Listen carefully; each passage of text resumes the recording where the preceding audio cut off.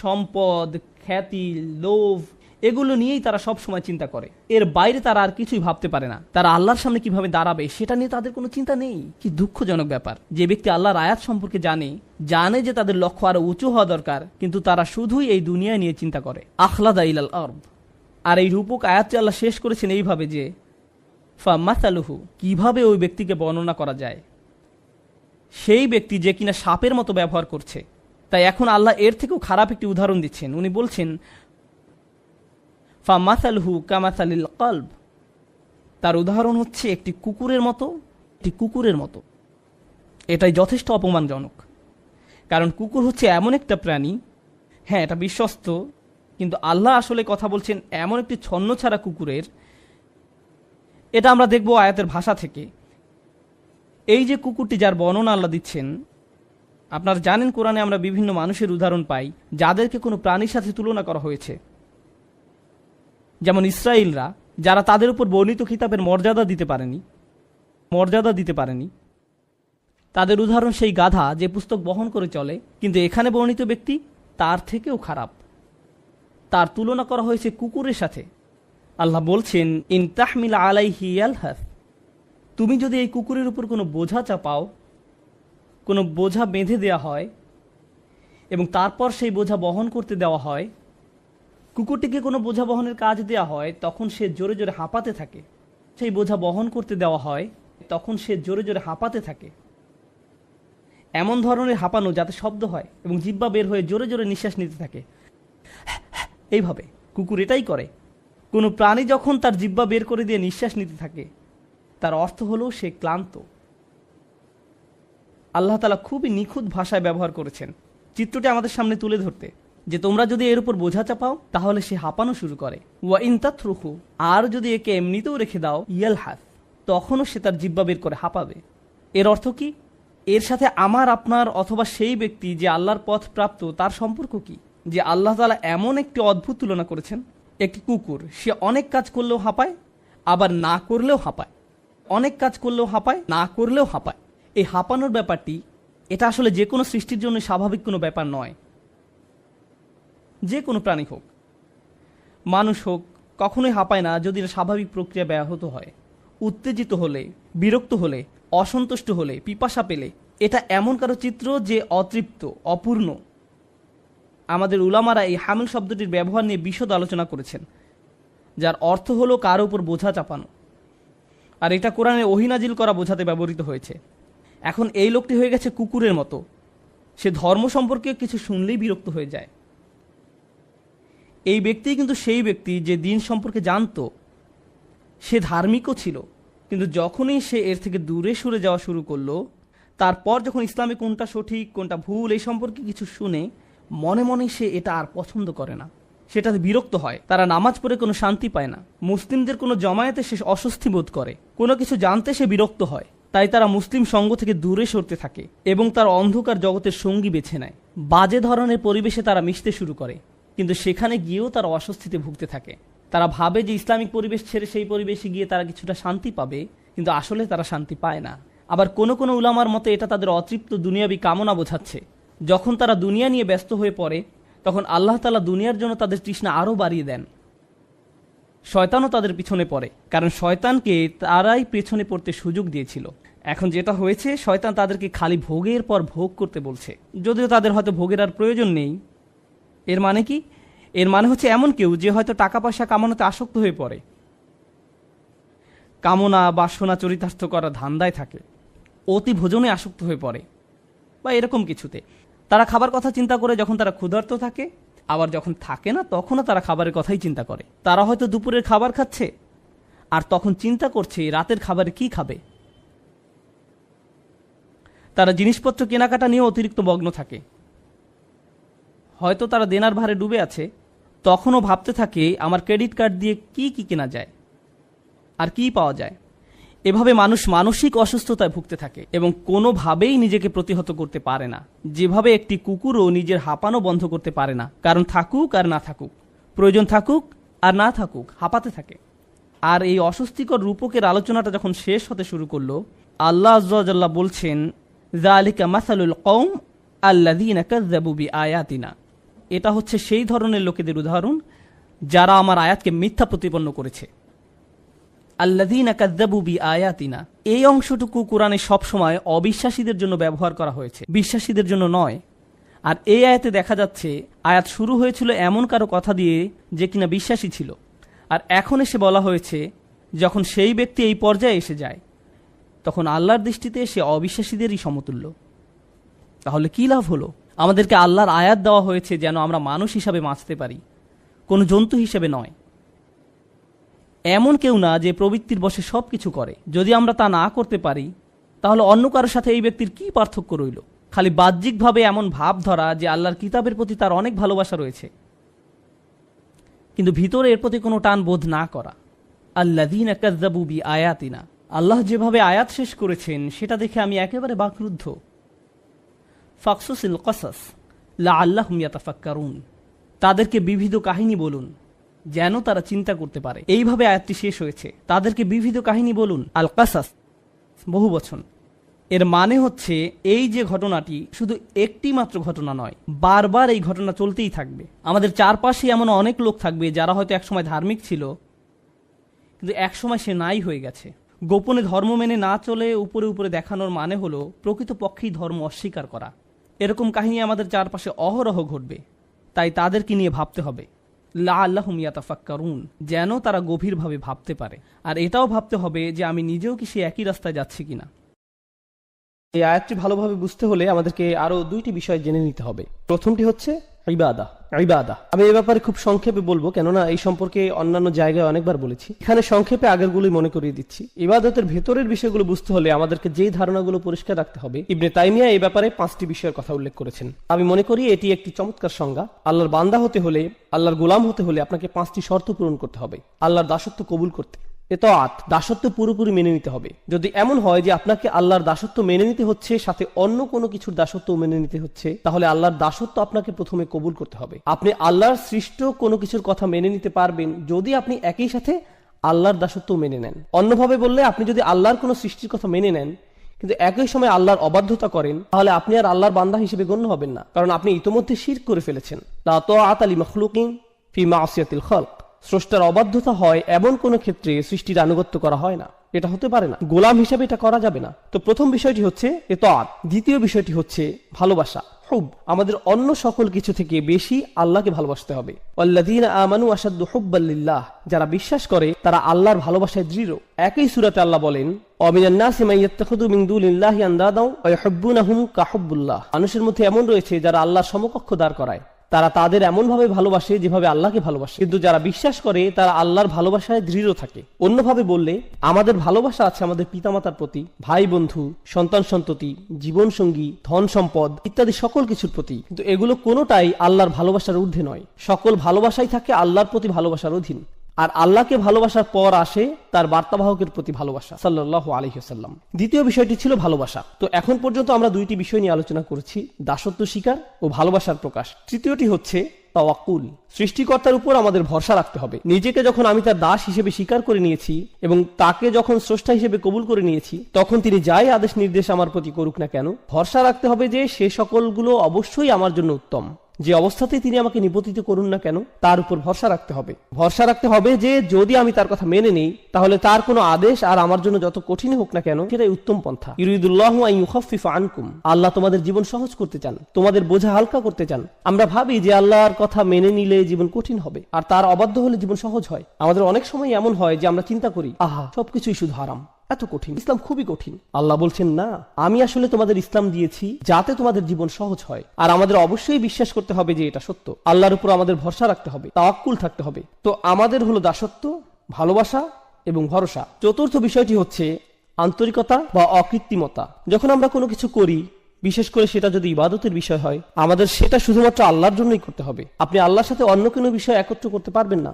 যেমন ধরুন, আপনি মসজিদে দান করবেন, যদি সাথে এমন চিন্তাও রাখেন যে একটু নামও হবে আর হ্যাঁ দানও হবে, এভাবে নিয়ত মিশ্রণ ঘটাতে পারবেন না। সেটা আলাদা যে দান করলে হয়তো আপনার কিছুটা নামও হবে, কিন্তু মনে যদি আগে থেকে খ্যাতির লোভ থাকে, তাহলে আপনার দান বৃথা। আপনার লক্ষ্য শুধুমাত্র আল্লাহর জন্য হতে হবে। আল্লাহ তার জন্য করা নিয়তে অন্য কারো অংশগ্রহণ করা পছন্দ করেন না, বিন্দু পরিমাণও না। আর তিনি আমাদের থেকে যা চান, ইন্না সলাতি ওয়া নুসুকি ওয়া মাহইয়ায়া ওয়া মামাতি লিল্লাহি রব্বিল আলামিন, এই আন্তরিকতার ব্যাপারে আগের সূরাতেই আলোচনা হয়েছে। ফাসাল্লি লিরাব্বিক, তোমার রবের প্রতি আন্তরিকতার সাথে সালাত আদায় করো। আল্লাহর জন্য কোনো কিছু করার ক্ষেত্রে আমাদের নিয়তকে পরিশুদ্ধ করতে হবে। মাঝে মাঝে ধরুন, এটা যদিও একটু বাইরের আলোচনা কিন্তু গুরুত্বপূর্ণ, আমরা বিভিন্নভাবে দিনের জন্য কাজ করি। কেউ হয়তো মসজিদে সরাসরি সেবাদান করে, কেউ হয়তো মসজিদ কমিটিতে কাজ করে, কেউ হয়তো দাওয়াতি কাজ সম্পন্ন করে, কেউ ইসলামী স্কুল পরিচালনা করে, অথবা কেউ ইসলামিক ওয়েবসাইট চালাতে সহায়তা করে। যেটাই হোক, যেভাবেই হোক, আমরা দিনের জন্য করি কোনো না কোনো উপায়। কাজের শুরুতে আমাদের নিয়ত শুধু আল্লাহর জন্যই থাকে, কিন্তু সময় পার হলে আমাদের মনে বিভিন্ন চিন্তার উদ্রেক হয়। আমরা বলি, মানুষ আমার কথাই শুনছে, আমার এখানে প্রধান হওয়া উচিত, আর আমাদের আমিত্ব বোধ জাগ্রত হয়। মানুষদের অবশ্যই আমার কাজের স্বীকৃতি দিতে হবে।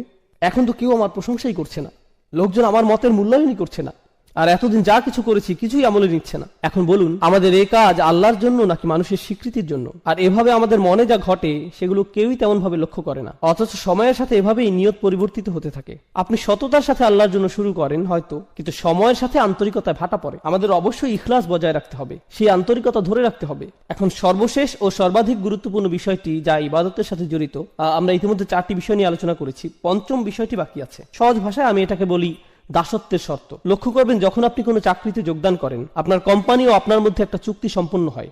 চুক্তিতে বলা থাকে আপনি কোম্পানির জন্য কি কি করবেন এবং কোম্পানি আপনার জন্য কি কি করবে। একইভাবে স্বামী স্ত্রীর মধ্যেও চুক্তিনামা থাকে, আমি তোমার জন্য এগুলো এগুলো করব, তুমি আমার জন্য এগুলো এগুলো করবে। চুক্তিনামা, শর্তের আদান প্রদান। একইভাবে সন্তান এবং মা বাবার মধ্যে অধিকারের বিষয় থাকে, এগুলো আমাদের অধিকার, এগুলো তোমাদের অধিকার। এখানেও আদান প্রদান হচ্ছে, পরস্পর বোঝাপড়া এখানেও দেখা যাচ্ছে।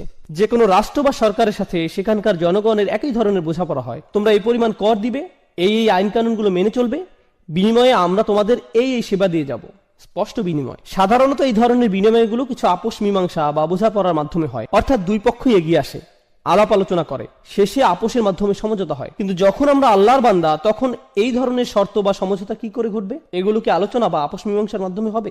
অবশ্যই না। সকল শর্তই আসমান থেকে আসবে, আপনাকে শুধু মেনে নিতে হবে। অর্থাৎ আপনার কোনো যোগ্যতা নেই যে আপনি নির্ধারণ করবেন আল্লাহর বান্দা হতে হলে কি কি মেনে চলবে আর কি কি মেনে চলবেন না, আল্লাহর উপাসনার জন্য কি কি করবেন আর কি কি করবেন না, আল্লাহকে মেনে চলার জন্য কি করবেন আর কি করবেন না।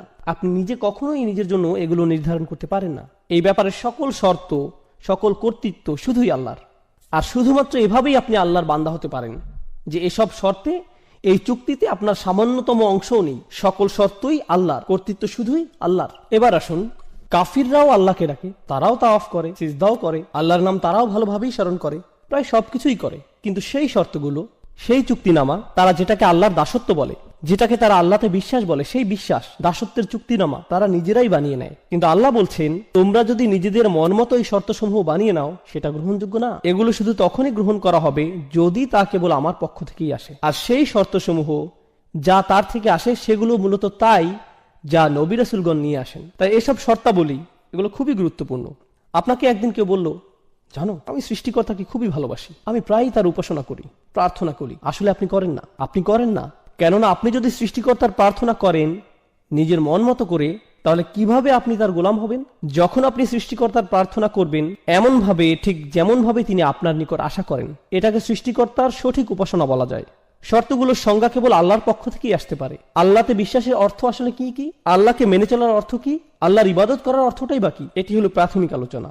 দাসত্বের শর্তসমূহ দুইটি বিষয়। আমি চাই আপনারা ইবাদত শব্দটার আসলে আরবিতে কি বোঝায় সেটা আগে জেনে নিন। কিংবা বলা যায় উবুদিয়্যাহ শব্দটি, যেটি মূলত মাজদার ব্যাকরণ অনুযায়ী, এটি মূলত দুটি বিষয়ের সমন্বয়। এখন আমি যদি শুধুমাত্র যে কোনো একটি আপনাদের সামনে প্রকাশ করি, তাহলে মূল অর্থটি অসম্পূর্ণ থেকে যাবে। মূলত এটি ক্লাসিক্যাল আরবির সামনে ইংরেজি ভাষার একটা সীমাবদ্ধতা। ক্লাসিক্যাল আরবি ভাষা একই সময় বিভিন্ন বৈশিষ্ট্যের প্রকাশ ঘটায়। এখন আমরা যদি কোনো বিষয়ের ক্ষেত্রে পুরোপুরিভাবে অর্থের প্রকাশ না ঘটাই, বাক্যের আংশিক প্রকাশ আমাদের মনে গন্ডগোল বাঁধাতে পারে। তো দুইটি পরিভাষা যা ইবাদত শব্দটির সকল বৈশিষ্ট্য ও গুণাগুণ পরিপূর্ণরূপে প্রকাশ করে, সে দুইটি হলো প্রার্থনা ও দাসত্ব। হ্যাঁ, এই দুটির সমন্বয়, প্রার্থনা ও দাসত্ব। আমরা সাধারণত যে কোনো একটি গ্রহণ করে থাকি, কিন্তু ইংরেজিতে দুইটি সম্পূর্ণ আলাদা শব্দ, যা ক্লাসিক্যাল আরবিতে একটি শব্দে প্রকাশ পায়, ইবাদাহ এবং উবুদিয়্যাহ। তাই যখন আল্লাহ রাসূল সাল্লাল্লাহু আলাইহি ওয়াসাল্লাম বলেন লা আ'বুদু মা তা'বুদুন, এর মানে শুধুমাত্র এই না যে আমি প্রার্থনা করব না, বরং এর মানে এও দাঁড়ায় যে আমি দাসত্ব স্বীকার করব না, আমাকে তোমরা গোলাম বানাতে পারবে না। খুব সংক্ষেপে আমি আপনাদের প্রার্থনা এবং উপাসনা করা এবং দাসত্বের মধ্যকার যে পার্থক্য সেটি দেখিয়ে দিতে চাই। যখন মাগরিব আসলো, আমরা আল্লাহ তাআলাকে স্মরণ করছি, প্রার্থনা করছি। যখন এশার সালাতের সময় আসবে, আমরা আল্লাহর প্রার্থনা করব। কিন্তু এই দুই নামাজের মাঝখানের সময় আমরা কি করি? এই দুই নামাজের মাঝখানে যখন আমরা ছিলাম, এই দুই নামাজের মাঝখানে আমরা ছিলাম আল্লাহর দাস। যখন আপনি ঘুমাচ্ছিলেন তখন আপনি প্রার্থনা করছিলেন না, কিন্তু ঠিকই আপনি ছিলেন তখন আল্লাহর দাস। যখন আপনি ঘুম থেকে উঠলেন, দাঁত ব্রাশ করলেন, নাস্তা করলেন, আপনার কাজে যাওয়ার জন্য গাড়ি ড্রাইভ করলেন, সে সময় আপনি প্রার্থনা করছিলেন না, কিন্তু তাহলে আপনি কি করছিলেন? যদিও হয়তো এই সময় আপনি কোরআন তেলাওয়াত করছিলেন না বা কোনো জিকির আজকার করছিলেন না, কিন্তু ঠিকই এই সময় আল্লাহর দাসই ছিলেন। তো বলা যায় যে প্রার্থনা হচ্ছে নির্দিষ্ট কিছু কাজ, রোজা রাখা, নির্দিষ্ট সময়ে সালাত আদায় করা, হজ করা, কোরআন তেলাওয়াত করা, দান সাদকা করা, এগুলো সবই নির্দিষ্ট কিছু কাজ যেগুলো প্রার্থনা হিসেবে ধরা হয়। কিন্তু একজন দাস, একজন গোলাম, সে সর্বদাই আল্লাহর গোলাম, যদিও সে এই ধরনের কাজগুলো করে বা না করে। এই ধারণাটি আসলে খুবই শক্তিশালী, কেননা এর মানে দাঁড়ায় আমাদেরকে ঠিক সেভাবে জীবনযাপন করতে হবে যেভাবে আল্লাহ তাআলা চান। শুধুমাত্র জুমার নামাজে বা অন্য কোনো নামাজে আল্লাহকে মানবেন আর অন্য সময় মানবেন না, সেটা চলবে না। নামাজগুলোর মধ্যকার সময়ে আমরা আল্লাহর বান্দাই।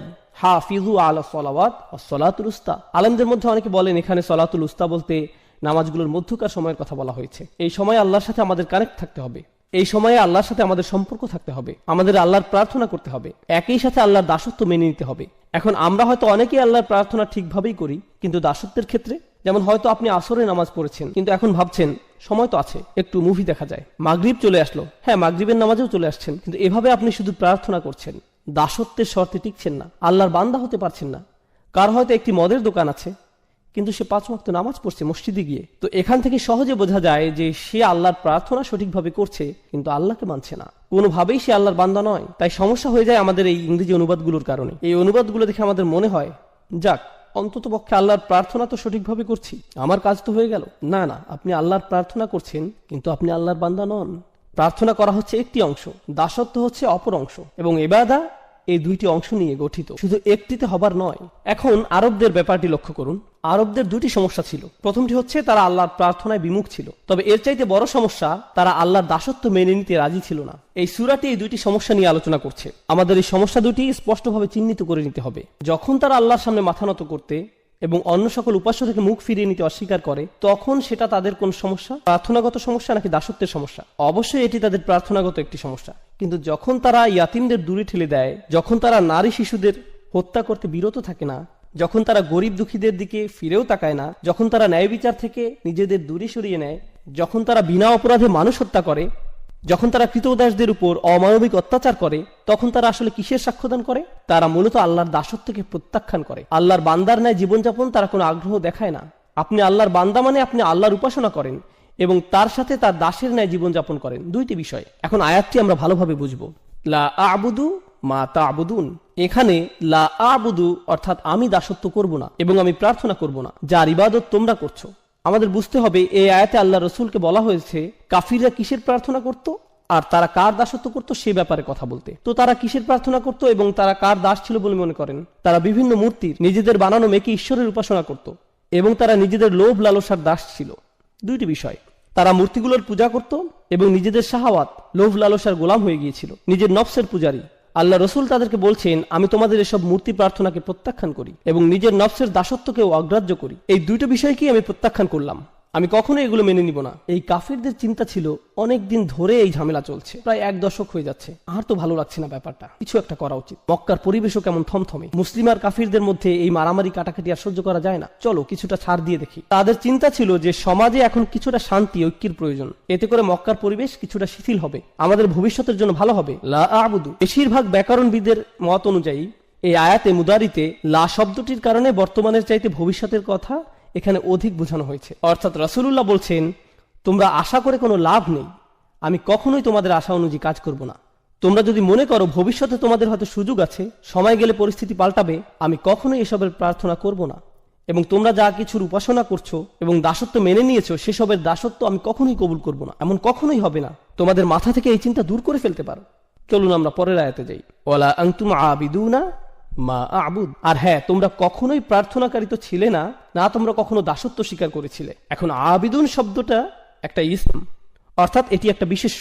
তার মানে এখানে বোঝানো হচ্ছে তোমরা অতীতে কখনোই এবং বর্তমানেও না আর ভবিষ্যতেও তোমরা কখনো কোনোভাবেই আমি যে সৃষ্টিকর্তার উপাসনা করি তার উপাসনা করবে, বা যে সৃষ্টিকর্তার দাসত্ব আমি করি তার দাসত্ব মেনে নিবে। এটা অতীতে আগে কখনোই হয়নি এবং ভবিষ্যতেও কখনো হওয়ার কোনো সুযোগ নেই। তার মানে বোঝা যাচ্ছে যে এটা শতভাগ নিশ্চিত তারা চিরন্তনভাবে এই কুফুরির উপর বিদ্যমান। এখন আপনারা যদি এই আয়াতটি ভালোভাবে বুঝে নিতে চান, কেন আল্লাহ বললেন যে তারা তাদের কুফরির উপরই বিদ্যমান থাকবে, কেন তারা কখনোই মানবে না, কুরাইশদের এই নির্দিষ্ট কিছু নেতাদের কেন আল্লাহ এভাবে অভিশপ্ত করলেন, সেটার উত্তরটি কোরআনের অন্য এক স্থানে আমরা পাই। আল্লাহ বলেন, আম আবরামু আমরান ফাইন্না মুবরিমুন। খুবই গুরুত্বপূর্ণ একটি আয়াত। এই আয়াতটি বোঝার জন্য আপনাদের খুবই গুরুত্বপূর্ণ একটা শব্দ সম্পর্কে ধারণা নিতে হবে। আরবি শব্দটি হচ্ছে ইব্রম।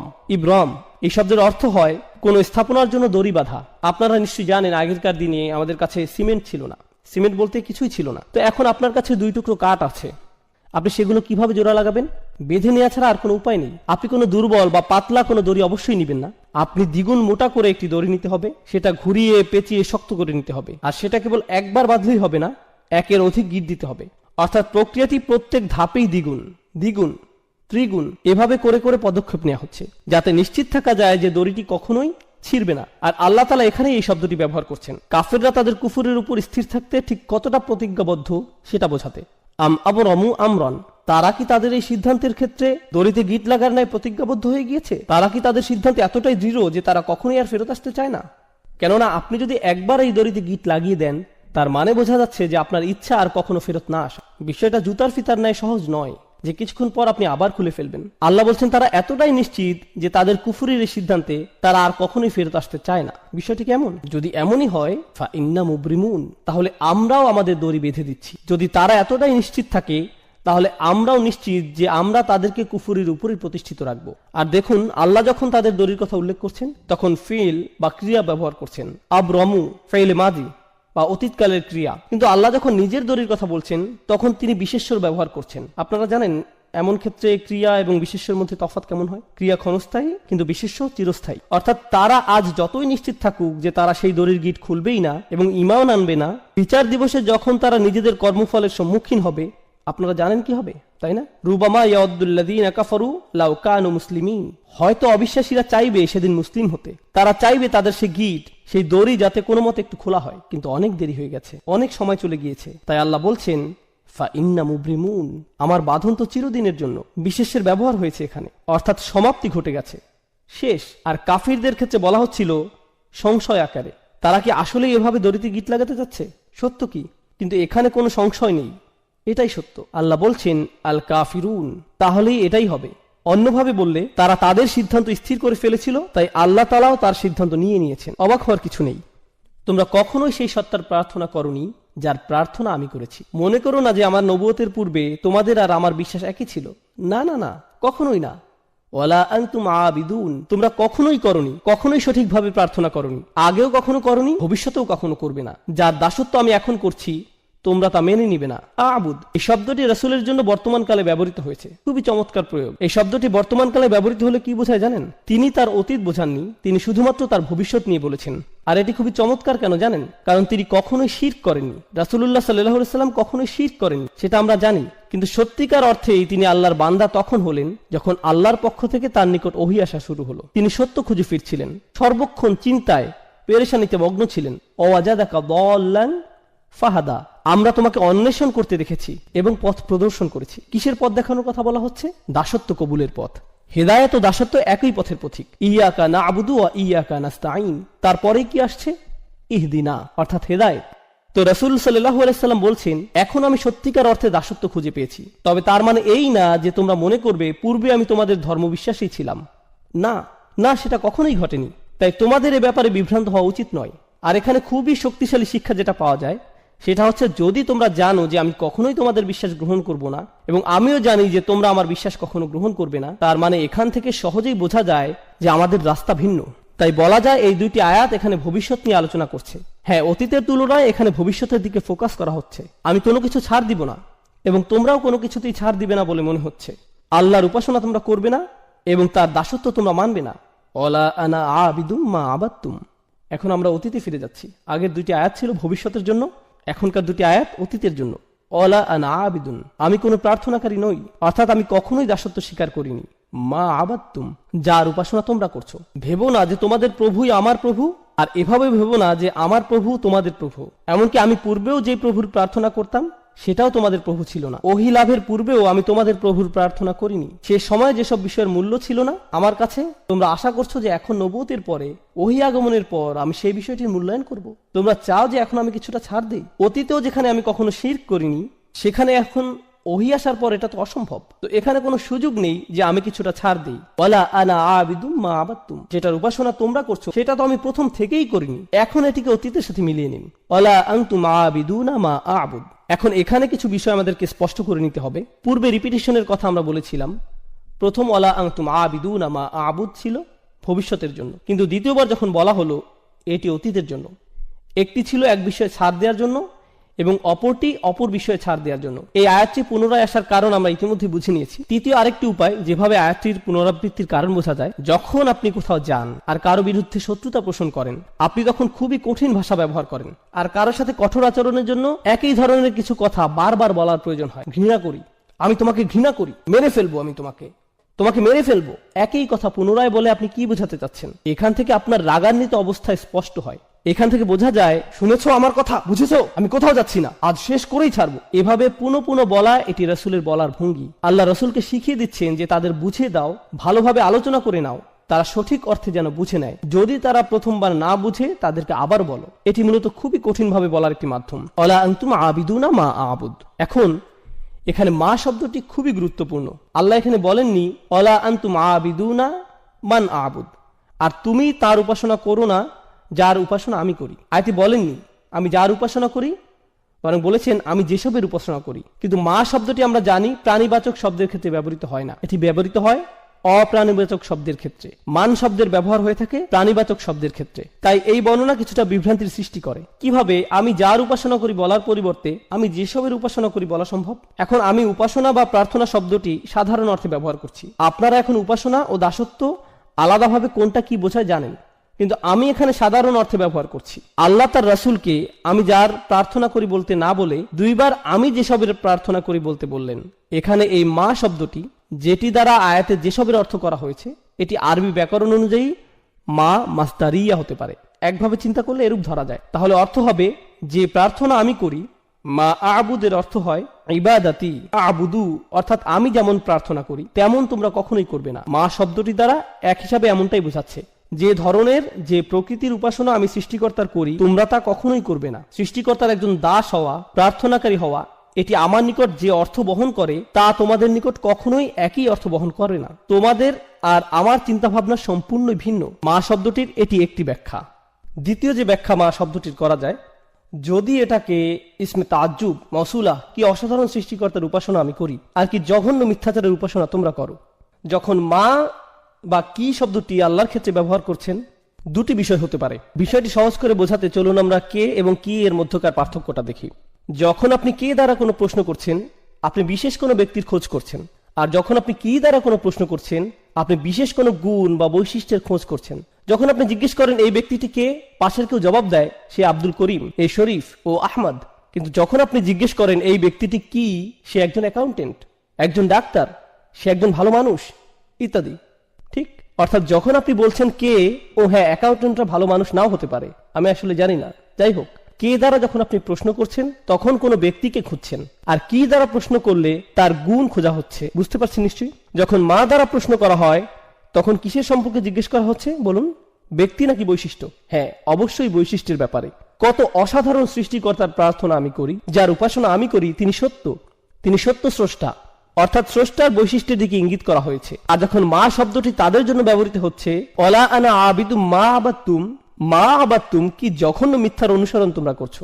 দেখো তোমরা যাদের অনুসরণ করছো তাদের প্রকৃতি একটু দেখো, আর আমি যারা অনুসরণ করছি তার প্রকৃতি একটু দেখো। মা শব্দটি এখানে এই কাজই করছে। দারুণ। ওয়ালা আনা আবিদুম মা আবাদতুম ওয়ালা আনতুম আবিদুনা মা আবুদ। তোমরা কি ভাবছো যে আমি যেই অসাধারণ আল্লাহর ইবাদত করি তোমরাও সেই একই আল্লাহর ইবাদত করো? তোমরা আসলেই ভাবো যে তোমাদের সৃষ্টিকর্তাকে আমার আল্লাহর সাথে মিলাতে পারবে? কখনোই না। আর তোমরা কি ভাবো যে আমি আমার সর্বশক্তিমান আল্লাহর জন্য যা করি, তার সামনে যেভাবে দাসত্ব কবুল করি, তা তোমাদের ওই তুচ্ছ বানানো স্রষ্টাদের জন্য করব?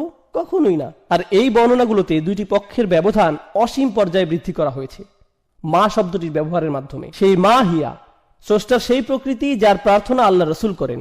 আল্লাহ আসলে কে, আল্লাহ আসলে কি, সুবহানাহু ওয়া তাআলা। মা শব্দটি দ্বারা এসবই আলোকপাত করা হয়েছে। তাই বলা যায় এটি শুধু মা মাজদারিয়া নয়, এটি মা তাআজ্জুব, খুবই শক্তিশালী একটি বিষয় যার ব্যবহার এই আয়াতে হয়েছে। এখন আমরা একেবারে শেষ আয়াতটিতে যাচ্ছি। এখানে আমরা অবিশ্বাস্য ধরনের চমৎকার একটি বিষয় জানতে পারবো ইনশাআল্লাহ। লাকুম দীনুকুম ওয়ালিয়া দীন। সম্ভবত এটি আমাদের সময় কোরআনের সবচাইতে ভুলভাবে ব্যাখ্যাকৃত আয়াতগুলোর মধ্যে একটি। সাধারণভাবে আয়াতের অর্থ করা হয় তোমাদের দিন তোমাদের থাকুক, আমার দিন আমার। প্রথমে এখানে লাকুম শব্দটি আগে ব্যবহৃত হয়েছে, ইখতিসাস অর্থাৎ জার ওয়া মাজরুর মুকাদ্দাম। আল্লাহ বলেননি দীনুকুম লাকুম ওয়া দীনি লি, তিনি বলছেন লাকুম দীনুকুম ওয়ালিয়া দীন, তোমাদের ধর্ম শুধুই তোমাদের জন্য। হ্যাঁ, তা শুধুই তোমাদের, অর্থাৎ সেটা কখনোই আমার জন্য হবে না, আমার হবে না। শুধুই শব্দটি আমি এখানে যথার্থ কারণেই বসিয়েছি, কেননা লাকুম এখানে আগে এসেছে। এটা যদি দিন হুকুমের পরে আসতো তাহলে শুধুই শব্দটা এখানে হতো না। এটা যদি দিন হুকুমের পরে আসতো তাহলে শুধুই শব্দটি এখানে আসতো না। তোমাদের ধর্ম, তোমাদের এই ধর্ম শুধুই তোমাদের জন্য। অলিয়া দিন, আর আমার দিন এই মুহূর্তে তোমাদের ক্ষেত্রে এটিও শুধুই আমার জন্য। অর্থাৎ তোমাদের ও আমার মধ্যে কখনোই আর কোনো কিছুর বিনিময় সম্ভব নয়, বিনিময়ের সময় শেষ। অন্যভাবে বললে আমি এই শহর ছেড়ে যাচ্ছি। এই আয়াতগুলো মূলত রাসূলের হিজরতের পূর্বাভাস, কেননা কোনো জায়গায় যখন দাওয়ার আর কোনো কারণ অবশিষ্ট থাকে না তখন হিজরত অবশ্যম্ভাবী। কারণ রাসূলের মক্কাতে থাকার কারণ একটাই, দাওয়া। কিন্তু রাসূল নিজেই যদি বলেন যে দরজা বন্ধ হয়ে গেছে, তাহলে স্পষ্ট হয়ে যায় যে তিনি নিজের নাগরিকত্ব পরিত্যাগ করছেন, যেমনটা আমরা বললাম। আর হ্যাঁ, যখন রাসূলের পক্ষ থেকে এই ধরনের শব্দ আসছে তখন তাদের ক্রোধ কি আরো বাড়ছে নাকি বাড়ছে না? অবশ্যই বাড়ছে। এই ধরনের শব্দ কোরআনের অন্য জায়গাতেও দেখা যায়। কুল ইয়া কওমি আমালু আলা মাকানাতিকুম, তাদের বলুন আমার জাতির মানুষেরা তোমাদের জায়গা থেকে তোমাদের যা মন চায় করো, তোমাদের অবস্থায় থেকে যা করতে পারো করে ফেলো। ইন্নী আমালু, আমিও কাজ করছি, আমার যা করার আমিও করে যাচ্ছি। দিন শব্দটি আরবিতে এই শব্দটি দাইন শব্দ থেকে আসে। দাইন শব্দের অর্থ ধার বা ঋণ, কোনো কিছু যার নির্দিষ্ট পরিমাণ আপনি কারো কাছ থেকে পান বা যা আপনার থেকে কেউ পায়। দিন শব্দটি আরবিতে শাসনতন্ত্র বা সরকারও বোঝায়, কেননা সরকার সাধারণ মানুষকে তাদের পাওনা দিয়ে থাকে এবং সাধারণ মানুষ থেকে নিজেদের পাওনা নিয়ে থাকে। সূক্ষ্ম বিনিময় যা সরকার ও কোনো দেশের মানুষের মাঝে ঘটে। দিনের জন্য কোনো না কোনো কর্তৃপক্ষ থাকা জরুরি। একইভাবে বিচার দিবসে যখন মানুষ ঠিক তাই পাবে যা তাদের প্রাপ্য, ঠিক তাই দিবে যা তাদের থেকে পাওনা, এই দিনকেও ইয়াউম আদ-দ্বীন বলা হয়েছে। মালিকি ইয়াউমিদ্দিন, লাকুম দীনুকুম ওয়ালিয়া দীন এর একটি অর্থ হয় তোমরা যথার্থভাবে ঠিক তাই পাবে যা তোমাদের প্রাপ্য। তোমাদের বিচার শুধুমাত্র তোমাদের জন্যই হবে, আর আমার বিচার ও আমার উপরেই হবে। আর তোমাদের আজকের এই কুফরের পরিণতি কি সেদিন বিচার দিবসে তোমরা জানতে পারবে। এখানে দিন শব্দের দ্বারা এই অর্থটিও বোঝানো হচ্ছে, লাকুম দীনুকুম ওয়ালিয়া দীন, তোমাদের বিচার তোমাদের জন্য আর আমার বিচার আমার জন্য। সুবহানাল্লাহ। এগিয়ে যাও, সরাসরি চ্যালেঞ্জ। জাহান্নামের আগুন এই মুহূর্তে শুধুই তোমাদের জন্য। তোমরা যারা কুফরের উপর পুরোপুরি স্থির হয়ে আছো তোমাদের জন্য সেদিন থাকছে বিশেষ বিচার, আর নবী হিসাবে আমার জন্য থাকবে বিশেষ ফয়সালা। দেখা যাক শেষ পর্যন্ত জয় কাদের হয়। উন্মুক্ত চ্যালেঞ্জ। আরেকটি বিষয় যা আমি চলে যাওয়ার পূর্বে আপনাদের জানাতে চাই, লাকুম দীনুকুম ওয়ালিয়া দীন, অনেকেই এই আয়াতটির ভুল ব্যাখ্যা করেছেন এভাবে যে রাসূলুল্লাহ সাল্লাল্লাহু আলাইহি সাল্লামের কিছু যায় আসে না যদি তারা শিরক করে, তোমরা তোমাদের মতো থাকো আমরা আমাদের মতো থাকি। এটি আসলে আয়াতের একটি ভুল ব্যাখ্যা এবং ভুল বুঝ। জি হ্যাঁ, একেবারেই ভুল অর্থ করে নেয়া। এই আয়াতটি কখন নাজিল হয়েছিল? প্রায় 1 দশক দাওয়াত দেওয়ার পরে এই আয়াতটি নাজিল হয়। এরপর তাদেরকে বলা হলো তোমাদের যা করার তোমরা করতে থাকো আর আমি আমার কাজ করতে থাকবো। আর এখন আমরা আর শব্দ দ্বারা সংঘর্ষে যাব না, এখন সংঘর্ষ হবে তরবারি দ্বারা। অর্থাৎ অন্যভাবে বললে এই আয়াতটি সেসব লড়াই বা যুদ্ধের পূর্বাভাস যেগুলো সামনের দিনগুলোতে আসছে। এই লাকুম দীনুকুম ওয়ালিয়া দীন আয়াতে বলতে পারেন কেন আয়াতের শব্দগুলোতে সংঘর্ষের পূর্বাভাস পাওয়া যায়? কারণ এই মুশরিকরা তাদের মূর্তিগুলোকে কোথায় রাখছে? তারা এগুলোকে রাখছে বাইতুল হারামে। আর রাসূলুল্লাহ সাল্লাল্লাহু আলাইহি সাল্লামের মূল কাজ কি? আমরা ইতিমধ্যেই উত্তরাধিকার সূত্রে পাওয়া রাসূলের দায়িত্ব নিয়ে কথা বলেছি। তার মূল দায়িত্ব কি? ইব্রাহিম আলাইহিস সালামের ধর্মকে পরিশুদ্ধ করা। আর তিনি সেটা কিভাবে করতে পারেন? যে উদ্দেশ্যে আল্লাহর এই ঘর নির্মিত হয়েছিল সেই উদ্দেশ্যে এটির পুনর্গঠনের মাধ্যমে। কিন্তু ততক্ষণ তিনি এটি করতে পারছেন না যতক্ষণ মুশরিকদের প্রতিমাগুলো এই ঘরে মজুদ রয়েছে। তাই আল্লাহর দ্বীন এখানে পূর্ণতা পেতে হলে তাদের দ্বীনকে সরতে হবে। তোমরা তোমাদের দ্বীনের অনুসরণ করতে থাকো, আমি আমার দ্বীনের অনুসরণ করতে থাকি, এবং শেষ পর্যন্ত দেখা যাবে জিত কার হয়।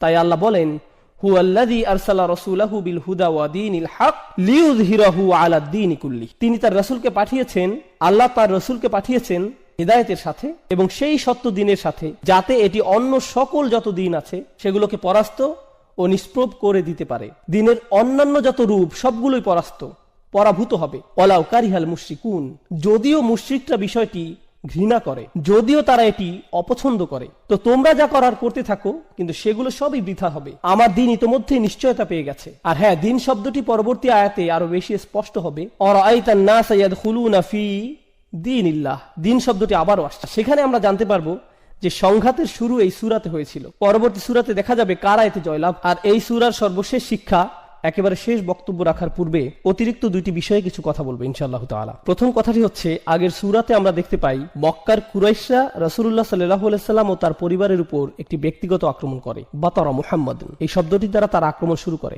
মাআযাল্লাহ, এর দ্বারা তারা বোঝায় যে রাসূলের বংশের শিকড় কেটে গেছে এবং বেশি দিন আর স্থায়ী হবে না। গত সপ্তাহে এই বিষয়ে আমরা বিস্তারিত আলোচনা করেছি, আপনারা চাইলে মনে করে নিতে পারেন। এই আক্রমণের জবাবে আল্লাহ সুবহানাহু ওয়া তাআলা রাসূলের সকল অনুসারীদের বললেন না যে তোমরা সবাই বলো, কারণ রাসূল যখন কুরাইশদের প্রতিমাগুলো থেকে নিজেকে দূরে সরিয়ে নেবেন, স্বাভাবিক যে তার অনুসারীরাও সেটাই করবেন। কিন্তু আল্লাহ তাআলা তাদের কিছুই বলতে বলেননি। তিনি বলেননি কুলু ইয়া আইয়ুহাল কাফিরুন, তোমরা সবাই বলো আইয়ুহাল কাফিরুন। এভাবে বলার জন্য আল্লাহ সুবহানাহু ওয়া তাআলার পক্ষ থেকে তাগিদ আসেনি, বরং আল্লাহ শুধুই রাসূলকে বলতে বলেছেন কুল ইয়া আইয়ুহাল কাফিরুন, শুধু তুমি বলো, তাদের একাই বলো। এর কারণ হচ্ছে, যেহেতু কুরাইশরা ভেবেছে যে রাসূলের পরিবার আর বাড়বে না, তিনি একা যথেষ্ট নন, একা তিনি কিছুই করতে পারবেন না। আল্লাহ আযজা ওয়া জাল্লা স্পষ্ট করে ঘোষণা দিলেন যে রাসূল একাই তাদের জন্য যথেষ্ট। রাসূল সাল্লাল্লাহু আলাইহি সাল্লামের আর কাউকেই প্রয়োজন নেই। এটি কোরআন থেকে একটি বড় শিক্ষা আমাদের জন্য। কেউ কেউ মাঝে মাঝে বলে মুহাম্মদ তার অনুসারীদের ব্যতীত কিছুই করতে পারত না। মাআযাল্লাহ, খুবই জঘন্য ভাষার ব্যবহার। আমরা মুসলিমরা কখনোই এমনটা বলি না, অমুসলিম ইতিহাসবিদরা বিশেষ করে এমনটা বলে থাকে। মুহাম্মদ তার অনুসারীদের উপর নির্ভর করেছিল, এই ধরনের কথাবার্তা। এখন লক্ষ্য করুন আল্লাহ তাআলা কি বলছেন, ইল্লা তানসুরুহু ফাকাদ নাসারাহুল্লাহ। সূরা তাওবাতে আল্লাহ বলছেন, যদি তোমরা তাকে সাহায্য নাও করো, আল্লাহ তো তাকে ইতিমধ্যেই সাহায্য করে রেখেছেন সাল্লাল্লাহু আলাইহি সাল্লাম। তাই আমাদের দৃষ্টিভঙ্গি কখনো এমন হতে পারে না। আমাদের দৃষ্টিভঙ্গি, চিন্তা ভাবনা হচ্ছে তিনি সরাসরি আল্লাহ তাআলা থেকে সাহায্য পেয়ে থাকেন, আমাদের সাহায্যের তার কোনো প্রয়োজন নেই। আপনারা মনে করতে পারেন হুনাইনের যুদ্ধের কথা, যখন সাহাবীরা হঠাৎ ভীত হয়ে রাসূলুল্লাহ সাল্লাল্লাহু আলাইহি সাল্লাম থেকে দূরে সরে গিয়েছিলেন, তিনি হঠাৎ একা পড়ে গেলেন। চারপাশে তাকে শত্রুরা ঘিরে রেখেছিল। শত্রুপক্ষের তীরন্দাজরা পাহাড়ের উপর থেকে প্রায় তাকে নিশানায় পরিণত করে ফেলেছিল। তিনি বলতে লাগলেন, আনা রাসূলুল্লাহ লা কাযিব, আনা ইবনে আব্দুল মুত্তালিব, আমি আল্লাহর প্রেরিত রাসূল, যা মিথ্যা নয়, আমি আব্দুল মুত্তালিবের নাতি। তিনি একাই সেখানে অবিচল দাঁড়িয়ে থাকলেন, বিন্দুমাত্র পিছপা হননি, অথচ তার সাথে কেউ ছিল না। এটাই হচ্ছে হিম্মত যা আল্লাহ সুবহানাহু ওয়া তাআলা তার রাসূলকে দিয়ে পাঠিয়েছেন এই দুনিয়াতে সাল্লাল্লাহু আলাইহি সাল্লাম। এটা হচ্ছে প্রথম বিষয় যা আমি বলতে চাচ্ছিলাম। দ্বিতীয় বিষয়টি হচ্ছে, আমি ইতিমধ্যে বলেছি আপনাদের যে কুরাইশরা চাচ্ছিল রাসূল তাদের সাথে কিছুটা হলেও আপোষ করুক, কিন্তু আল্লাহ বলছেন যে তাদের রাসূলের সাথে কথাবার্তা বলে লাভ নেই। রাসূল তো শুধু আমার নেয়া সিদ্ধান্ত তাদের জানাচ্ছে, এগুলো সবই আমার আদেশ। তাই সূরাটি শুধু ইয়া আইয়ুহাল কাফিরুন না বলে কুল শব্দ দিয়ে শুরু হচ্ছে, অর্থাৎ রাসূল সরাসরি তোমাদের বলছে না, বরং আমার আদেশে রাসূল তোমাদের বলছে। তাই রাসূলের সাথে আপোষ করে তাদের কোনো লাভ হবে না। এখন এই সূরার শেষে লাকুম দীনুকুম ওয়ালিয়া দীন, দিন শব্দের শেষে যে নুনটি রয়েছে, এটি আসলে দ্বীনই হওয়ার কথা। তোমাদের নিকট তোমাদের দিন থাকুক, আর আমার নিকট আমার দিন। আরবি ব্যাকরণ অনুযায়ী ইদফা হওয়ার কারণে এখানে শেষে ইয়া হওয়ার কথা। এক্ষেত্রে যাকে ইয়া মুতাকাল্লিম বলা হয়, কিন্তু অলঙ্করণের স্বার্থে এখানে ইয়া সরিয়ে ফেলা হয়েছে আর শুধুই কাসরা ব্যবহার করা হয়েছে। আপনি যদি মুসহাফ একটু চেক করে দেখেন, তাহলে দেখবেন এটি বলছে লাকুম দীনুকুম ওয়ালিয়া দীন, শুধুই কাসরা শেষে আছে, অর্থাৎ ইয়া সরিয়ে ফেলা হয়েছে। আরবিতে এই নিয়মটিকে বলা হয় হাসফ, যেখানে একটি অক্ষরকে সরিয়ে ফেলা হয়। বিভিন্ন কারণে এটি প্রয়োগ হয়ে থাকে, তার মধ্যে একটি কারণ হচ্ছে বিস্ময়ের প্রকাশ। অর্থাৎ যখন আপনি খুবই উত্তেজিত বা আবেগী হয়ে পড়েন, তখন দ্বীনি না বলে আপনি শুধু বলেন দিন। একইভাবে আমরা যখন আল্লাহ আযজা ওয়া জাল্লার কাছে প্রগাঢ় ভাবে সাহায্য চাই, তখন আমরা রব্বি বলি না, তখন আমরা শুধুই রব বলে থাকি, রব্বিগফিরলি। এখানে রব্বি শব্দকে কেন সংক্ষিপ্ত করা হয়েছে? কারণ আমরা আল্লাহ আযজা ওয়া জাল্লার সামনে মরিয়া হয়ে আবেদন জানাচ্ছি, এটি অন্তর থেকে তার প্রতি নিবেদন। এইখানে এই সূরায় হাসফের ব্যবহার হয়েছে যাতে করে নিজের দিনের ব্যাপারে রাসূলের দাবি স্পষ্ট ও গাঢ় হয়, এটি আমার দিন। আরেকটি কারণ হচ্ছে ইয়া দ্বারা এখানে স্বয়ং রাসূলুল্লাহ সাল্লাল্লাহু আলাইহি সাল্লামকে বোঝানো হতো, কিন্তু হাসফের দ্বারা এই আয়াতে রাসূলের ভূমিকাকে সংক্ষিপ্ত করা হয়েছে আর আল্লাহর ক্ষমতাকে ফোকাসে আনা হয়েছে। প্রথমেই আল্লাহর ভূমিকাকে এই সূরাতে কুল শব্দের দ্বারা বর্ধিত করা হয়েছে, আর শেষে ইয়া হাসফের মাধ্যমে এমন দাঁড়ালো যে আল্লাহ রাসূলকে বলছেন সব শেষে তুমি এক্ষেত্রে নিজের কথা উল্লেখও করতে পারবে না। এইসব সিদ্ধান্ত আসলে তোমার দ্বারা হচ্ছে না, এই সিদ্ধান্তের পেছনে তুমি না। সুবহানাল্লাহ, খুবই চমৎকার, প্রবল ও কার্যকর উপসংহার এই সূরার। আর এখন আমি আপনাদের তৃতীয় এবং সবচেয়ে গুরুত্বপূর্ণ বিষয়, যেটি উল্লেখের মাধ্যমে এই বক্তব্য শেষ করব ইনশাআল্লাহ তাআলা। আমি আপনাদের প্রথম থেকেই বলেছি যে কোরআনের শেষ 10টি সূরা শুধুমাত্র রাসূলুল্লাহ সাল্লাল্লাহু আলাইহি সাল্লামের জীবনী বোঝার জন্যই গুরুত্বপূর্ণ নয়, বরং রাসূলের আদর্শের সাথে ইব্রাহিম আলাইহিস সালাতু ওয়াস সালামের আদর্শের সংযোগ বা সম্পর্ক বোঝার জন্যও গুরুত্বপূর্ণ। এখন শুনুন, আমি আপনাদের কোরআনের অন্য একটি জায়গায় নিয়ে যাচ্ছি, একটি বিশাল আয়াত থেকে আমি কেবল গুটি কয়েক শব্দ অনুবাদ করব। কদ কানাত লাকুম উসওয়াতুন হাসানাতুন ফি ইব্রাহিম, তোমাদের জন্য ইতিমধ্যেই ইব্রাহিমের জীবনীতে চমৎকার আদর্শ রয়েছে। ওয়াল্লাযীনা মাআহু, এবং তাদের মধ্যে যারা তার সাথে রয়েছে। ইয ক্বালু লিকওমিহি, যখন তারা তাদের জাতিকে বলল, ইন্না বুরাউ মিনকুম ওয়া মিম্মা তা'বুদুনা মিন দুনিল্লাহ, আমরা পুরোপুরি ভাবে তোমাদের সাথে সম্পর্ক ছিন্ন করলাম। এতে কোনো সন্দেহ নেই। শব্দগুলো মনোযোগ দিয়ে শুনুন। তারা বলল, আমরা তোমাদের সাথে সকল সম্পর্ক ছিন্ন করছি এবং আল্লাহকে বাদ দিয়ে তোমরা যাদের যাদের উপাসনা করো সেগুলো যাই হোক না কেন প্রত্যেকের সাথে আমরা সম্পর্ক ছিন্ন করছি। আমরা তোমাদের সাথে এবং তোমরা যাদের উপাসনা করো তাদের সাথে সম্পর্ক ছিন্ন করলাম। শব্দগুলো কি পরিচিত শোনাচ্ছে? সুবহানাল্লাহ। আর তিনি বলে গেলেন, কাফারনা বিকুম, আমরা তোমাদের প্রত্যাখ্যান করলাম। অন্যভাবে বললে, আমরা তোমাদের বিশ্বাসকে অস্বীকার করলাম, তোমাদের ধর্মকে তাকফির করলাম। ওয়াবাদা বাইনানা ওয়া বাইনাকুমুল আদাওয়াতু ওয়াল বাগদাউ আবাদা, আর এখন আমাদের ও তোমাদের মধ্যে চিরদিনের জন্য প্রতিহিংসা ও ঘৃণার সূত্রপাত হয়ে গেল। হাত্তা তুমিনু বিল্লাহি ওয়াহদা, যতক্ষণ না তোমরা আল্লাহতে বিশ্বাস করছো যিনি এক ও অদ্বিতীয়। সুবহানাল্লাহ। আয়াতের শেষ অংশে ইব্রাহিম তার পিতার জন্য দোয়া করছেন আলাইহিস সালাম, যার মধ্য দিয়ে আয়াতটি শেষ হয়। কিন্তু আয়াতটির দিকে ভালো করে লক্ষ্য করুন। এটি কি প্রায় সূরাতুল কাফিরুনের অর্থের মতোই নয়? যেভাবে রাসূলুল্লাহ কুরাইশদের সাথে মোকাবেলা করছেন, তিনি তাদের সাথে বিরোধপূর্ণ কথাবার্তার মধ্যেও ইব্রাহিম আলাইহিস সালামের আদর্শের পুনরাবৃত্তি করছেন। শুধুমাত্র ফাসাল্লি লিরাব্বিকা ওয়ানহার এর মধ্যেই নয়। সুবহানাল্লাহ। কত সুন্দরভাবে আল্লাহ তাআলা কোরআনের শিক্ষাগুলোকে সংযুক্ত করেছেন। ওয়া কাযালিকা নুফাসসিলুল আয়াহ, আর এভাবেই আমরা আয়াতগুলোকে ব্যাখ্যা করে থাকি। কত সুন্দরভাবে বিষয়গুলো যুক্ত হয়, ইতিহাস কতই না চমৎকারভাবে মিলে যায়। আর আপনারা সাথে এই বিষয়টি বুঝতে পারবেন। একটু আগেই আমি যেটা বললাম, রাসূলুল্লাহকে একাই কথা বলতে হয়েছিল, নিজের সাথে অন্য কাউকে সম্পৃক্ত করার সুযোগ তাকে দেয়া হয়নি। অন্যদিকে ইব্রাহিম আলাইহিস সালামের অল্প কিছু অনুসারী থাকা সত্ত্বেও তাদের নিয়েই কাফিরদের সাথে কথা বলার আদেশ দেওয়া হয়েছে। বৈপরীত্যের দিকে লক্ষ্য করুন, কার অনুসারীর সংখ্যা বেশি? মুহাম্মদুর রাসূলুল্লাহ সাল্লাল্লাহু আলাইহি সাল্লাম। ইব্রাহিম আলাইহিস সালামের অনুসারীর সংখ্যা খুবই কম। আমরা ইতিহাস থেকে এটা ভালোভাবেই জানি। তার অনুসারীদের কথা খুবই কম উল্লেখ করা হয়েছে, এমনকি তাকে একাই উদ্দেশ্য করে উম্মাতান বলা হয়েছে। কিন্তু অল্প যাই তার অনুসারী ছিল, তাদেরকে সঙ্গে নিয়ে তাকে তার জাতির বিরুদ্ধে দাঁড়াতে বলা হয়। কিন্তু অপরদিকে রাসূলুল্লাহ সাল্লাল্লাহু আলাইহি সাল্লামের অনুসারী অনেক বেশি থাকা সত্ত্বেও তাকে বলা হলো, না না না, তুমি একাই তাদের বলো, একাই তাদের কাছে যাও, কারণ তাদের জানা দরকার তোমার ক্ষমতা কতটুকু। তাদের জানা দরকার যে তারা চাইলেই তোমার সাথে এভাবে কথা বলতে পারে না। সাল্লাল্লাহু আলাইহি সাল্লাম। আল্লাহ তাআলা আমাদের কোরআন বোঝার সঠিক সামর্থ্য দান করুন, সঠিক বুঝ দান করুন, আর রাসূলুল্লাহ সাল্লাল্লাহু আলাইহি সাল্লামের প্রতি আমাদের অন্তরে ভালোবাসা দান করুন। বারাকাল্লাহু লি ওয়া লাকুম ফিল কুরআনিল হাকীম ওয়া নাফা'নি ওয়া ইয়্যাকুম বিল আয়াতি ওয়া যিকরিল হাকীম। আসসালামু আলাইকুম ওয়া রাহমাতুল্লাহি ওয়া বারাকাতুহু।